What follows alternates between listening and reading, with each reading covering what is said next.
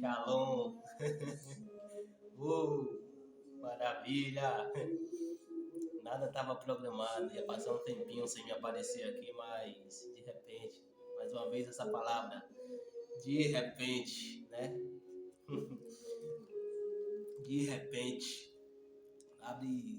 Acompanha lá comigo lá em Jeremias 3,15, aonde o profeta Jeremias ele diz, onde o próprio Senhor através da boca do profeta Jeremias fala: e vos darei pastores segundo o meu coração, que vos apacentem com ciência e com inteligência.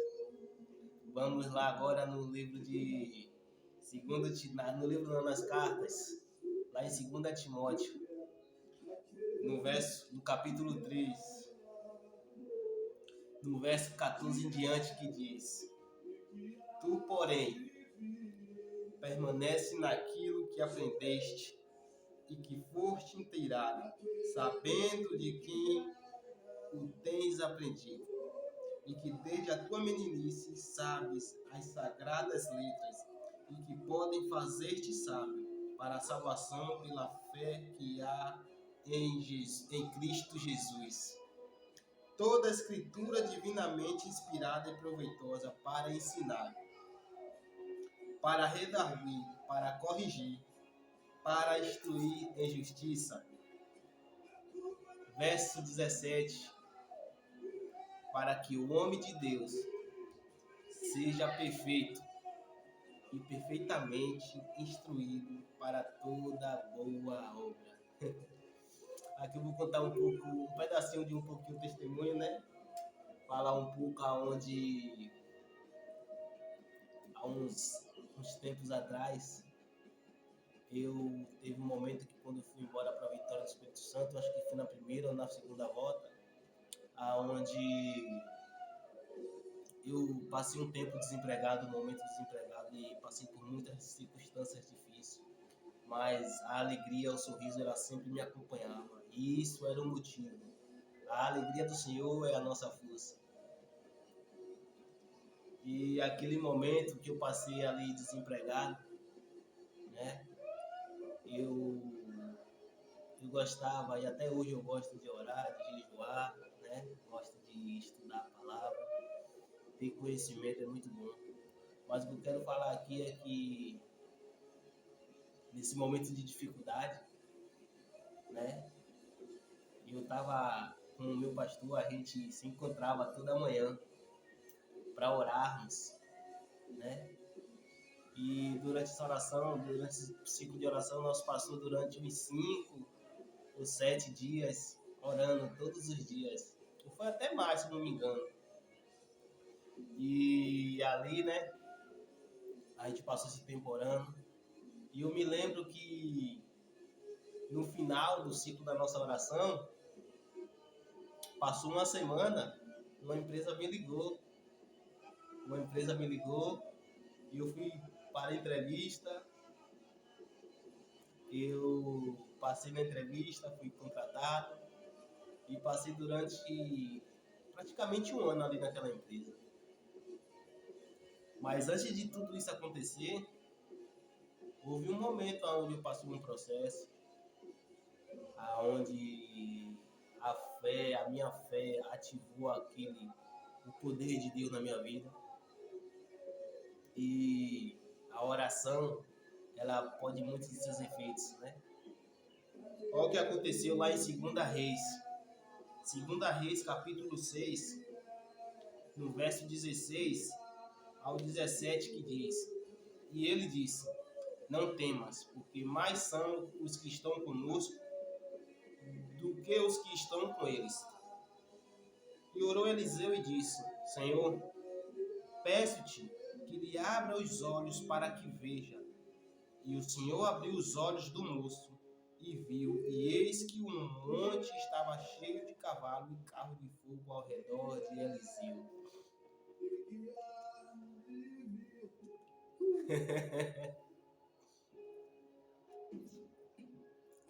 Aqui nesse versículo que eu acabei de ler de 2 Reis, capítulo 6, do verso 16 ao 17, vai falar de um moço que andava junto com Eliseu. E Eliseu era um sucessor, andava com Elias. E antes de Elias ir aos céus, né? Antes de um carro vir pegar Elias, ele falou que ele pedisse o que ele quisesse. E Eliseu ele pediu uma porção dobrada. E Elias passou no carro de fogo, redemoinho, pegou Elias e subiu aos céus. E Eliseu teve aquela unção dobrada sobre a vida dele, né?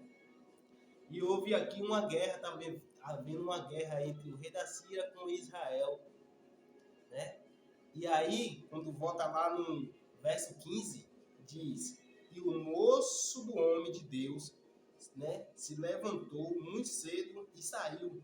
E eis que um exército tinha cercado a cidade com cavalos e carros. Então o seu moço lhe disse: ai, meu senhor, que faremos? É onde eu acabei de ler lá no verso 16 e 17, que é onde Eliseu orou ao Senhor, pediu para que o Senhor abrisse os olhos do seu moço, daquele rapaz que acompanhava ele, e Deus abriu a visão daquele jovem. E ele viu carros de fogo ao seu redor e cavalos no Espírito.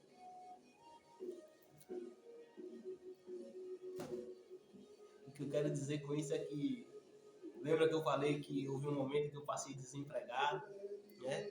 E houve um momento que eu e meu pastor, a gente já estava indo para a igreja, a gente orava toda manhã, a gente já estava fazendo oração da manhã, nós, né? Tinha outros irmãos, mas alguns não faltavam por alguns compromissos, né, de trabalho. Então restava nós dois. E ali, eu e ele, nós orávamos, continuava orando. Né? E nesse ciclo dessa oração, já no final, foi aonde nós começamos a dançar no Espírito, eu e ele. Estou falando isso porque hoje agora pela tarde, né? Eu estava lendo ali na beira da praia ali, estava lendo, meditando, né? Falando com o Senhor. E quando eu cheguei aqui na casa onde eu estou, o Senhor me trouxe essa memória, essa lembrança que eu estava passando, que eu vivi essa experiência com o meu pastor. E eu me lembrei desse moço onde eu passei essa passagem, né, pela tarde, onde eu tive essa experiência com o meu pastor. Esse moço tem uma experiência com Eliseu e eu tive uma experiência com o meu pastor. O moço de Eliseu e o Ananderson, o moço jovem do pastor. Para quem não sabe, meu pastor é o pastor Rafael Marques. É o meu pai espiritual. Ele pastoreia a igreja de Batista Betel, que fica em Nova Almeida, em Vitória do Espírito Santo, onde congregava, onde eu me sinto parte de lá, mas eu vim para Recife, onde o Senhor me trouxe por algumas circunstâncias que não cabem, é cabível a me falar por um momento, por agora, mas em breve contarei. Mas vem para cá que eu quero dizer o que aconteceu, né? E durante essa oração, onde eu estava orando, nós estávamos orando durante, eu acho que 5, 7 ou até mais dias, e aconteceu algo inesperadamente, que a gente, no final, já no ciclo da oração, faltando 2 ou 3 dias, estava acontecendo coisa sobrenatural. No final, sempre. O vinho bom é sempre no final. E ali aconteceu coisas sobrenaturais onde nós dançamos no Espírito. Olhamos um para a cara do outro e começamos a rir. E falamos assim, se as pessoas passarem e nos ver aqui, vão falar que nós está doido. Mas nós estava doido. Nós estava doido. Nós estava doido na presença do Espírito Santo.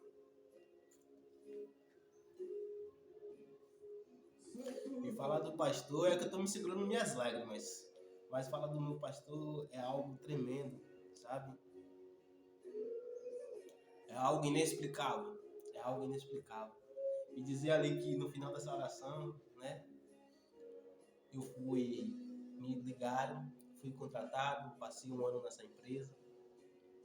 E tudo por causa de um motivo de uma oração. Eu quero dizer a você que você está me vendo aí do lado dessa tela, se você congrega a uma igreja, se você tem um pastor, e você está vendo ele passar por dificuldade, por problemas aonde você está percebendo algo, não julgue ele, não condene ele, não julgue ele. Ande do lado, ainda que todos desabracem, ainda que todos critiquem, ainda que todos falem mal, seja você o apoio do seu pastor, porque eu tenho certeza que Deus, quando honrar e levantar aquele homem, você vai ser igual aquele moço de Eliseu. Você vai começar a fazer coisas que Eliseu pediu a Elias. A unção dobrada de Elias veio para Eliseu. E Eliseu fez coisas maiores que Elias. E Jesus, quando ele veio à terra, ele falou: vós farei coisas mais grandes do que eu. Olha o que Jesus estava falando. Que os discípulos dele, aquele que crê, assim como nós, faremos coisas maiores que Jesus. Né? E para concluir, dizer que se você tem o seu pastor, se você vê que ele está passando por um momento de dificuldade, se você está vendo que há algo errado no ministério, você pelo seu espírito está percebendo algo, Deus está lhe comunicando algo, que está acontecendo algo de errado na igreja, na congregação onde você está, não critique.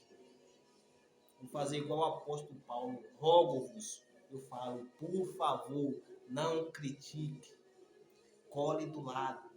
Ainda que ele esteja errado em alguma circunstância, seja submisso. Fale o que é que está acontecendo, posso servir, posso ser útil em algo, porque aquele que está lá em cima há de suprir todas as suas necessidades. Se não me engano, tem uma passagem lá nas cartas, onde o apóstolo Paulo ele escreve para a igreja de Filipos e diz que, se não me engano, foi na igreja de Antioquia, que diz que ele passou por várias igrejas e nenhuma delas o ajudou o apóstolo Paulo, né?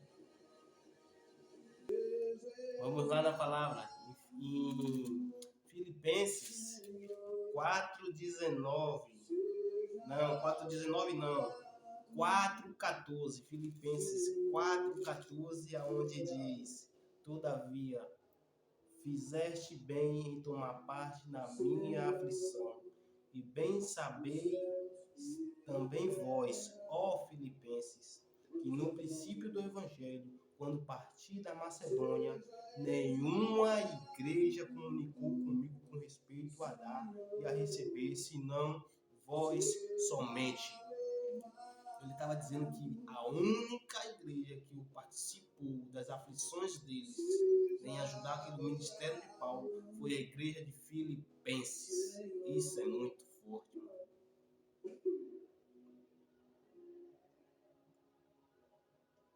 Aí no verso 19 ele diz: o meu Deus, segundo as suas riquezas, suprirá todas as vossas necessidades em glória por Cristo Jesus. Ora, a nosso Deus e Pai, seja dada glória para todos sempre. Amém.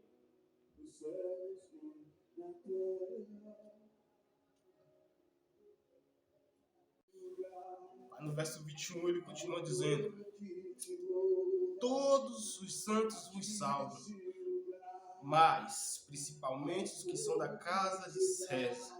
A graça de nosso Senhor Jesus Cristo seja com todos vós. Amém. Paulo ele escreveu à igreja de Filipos dizendo: e o meu Deus, segundo a sua riqueza em glória, há de suprir em Cristo Jesus cada uma de vossas necessidades.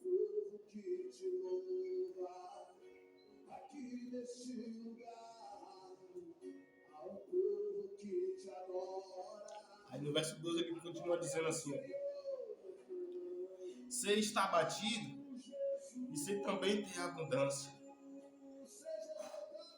Em toda maneira e em todas as coisas estou instruído, tanto a ter fartura como a ter fome, tanto a ter abundância como a padecer necessidade. O que me toca nesse texto, nessa carta, quando o apóstolo Paulo ele escreve para a igreja de Filipos, ele está dizendo: ó, todavia fizeste bem em tomar parte da minha aflição.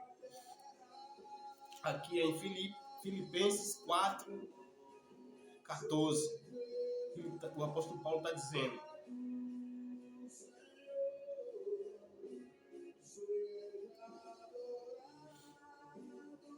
Todavia fizeste bem em tomar parte na minha aflição.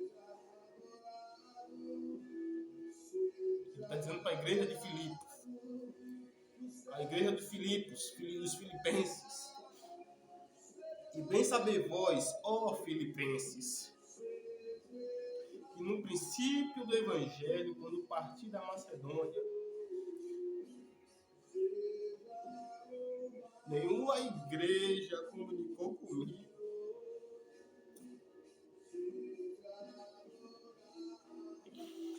com respeito a dar e a receber, senão vós somente.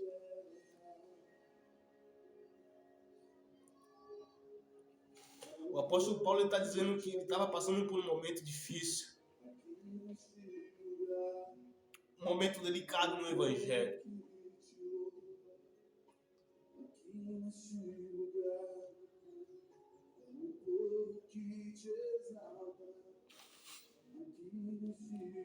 Por isso que eu estou falando. Se você conhece um pastor, se você congrega uma igreja e vê uma dificuldade, não critique, apoie o ministério. Eu tenho certeza absoluta que o Senhor, quando há de levantar esse homem, você que está do lado dele, você vai ser o quão levantado, maravilhoso vai ser o ministério no caminho do evangelho. Mas o que me toca no meu coração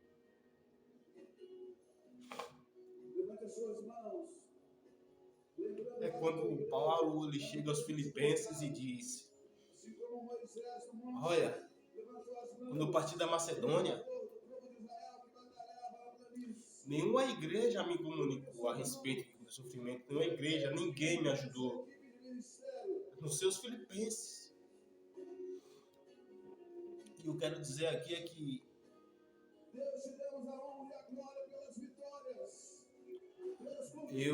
quando eu tive esse momento de sofrimento, pai, é muito difícil falar isso, porque o único homem abaixo de Deus, naquele momento difícil que eu estava passando, foi o meu pastor, cara. Aquele homem, ele me acolheu. Você do outro lado da tela, você não tem ideia. Aquele homem, ele me acolheu. E pelo meu espírito, o Espírito do Senhor conectava comigo, falava comigo, que tinha pessoas da mesma congregação, do mesmo ministério, que estava pensando ao contrário daquilo. E às vezes não, eu me pergunto, rapaz, não vou falar isso não, mas tem que falar, é a verdade, cara. Jesus não foi menos do que verdadeiro, Jesus falava a verdade, e eu tenho que falar a verdade, e a verdade tem que ser dita. Né? Muitas pessoas não concordou com aquele ato, né, de caridade que estava fazendo comigo. Mas enfim, aí quando estávamos orando naquele momento, no final da nossa oração, o Senhor, ele fez eu e o meu pastor, nós dançar no Espírito. E que eu falando, recebi aquela ligação. Eu fui contratado, fiquei 1 ano. E é isso que eu estou passando por aqui mais uma vez, só para te dizer que nem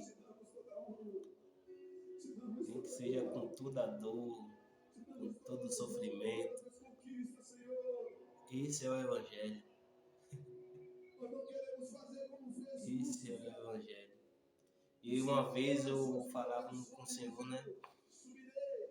Eu disse: eu não quero ser um cristão apenas de banco, só frequentar, dar dízimo, dar oferta, fazer ali ir de vez em quando na escola dominical, de vez em quando na igreja. Eu quero ser esse cristão assim. Esse cristão assim, pra mim, por dentro, tá podre. Ele tá seco. Mas enfim, é esse testemunho que eu queria dizer, né? E quando nós estávamos orando, Quando nós estávamos orando, de repente começamos a dançar pelo Espírito.